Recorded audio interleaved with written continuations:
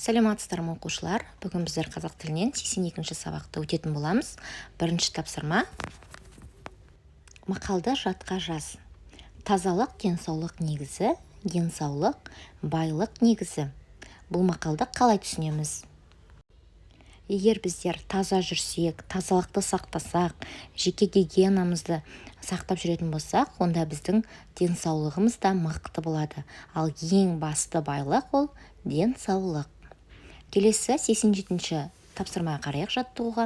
Ойлан тап. Сәуленің інісі ауырып қалды. Қанша дәрі ішсе де ем болмады.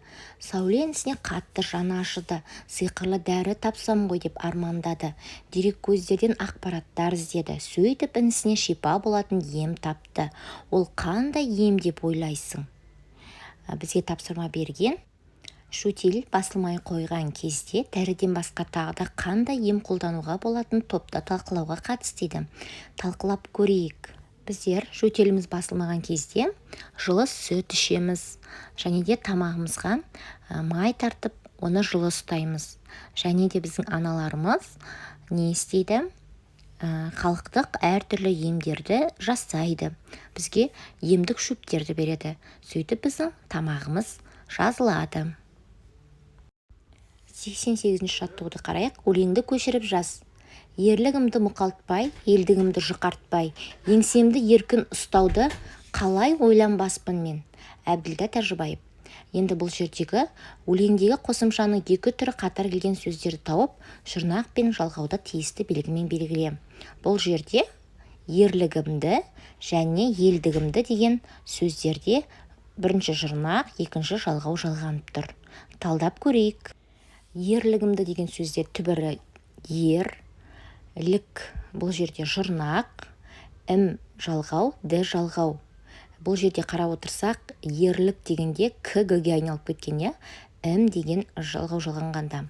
Елдігімді деген сөзде түбірі ел, дік жұрнақ, жалғау. Қарап отырсақ, бұл жерде де г-ге айналып кеткен.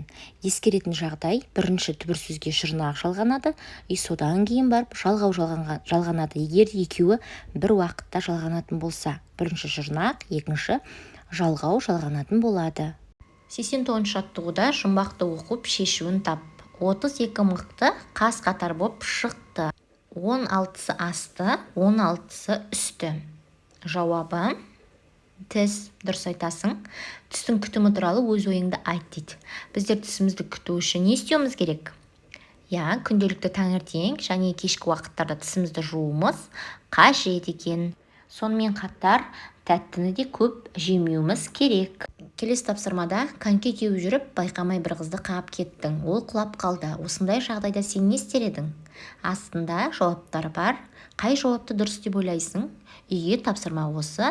Ойланып, өз жауабыңды жазып кел.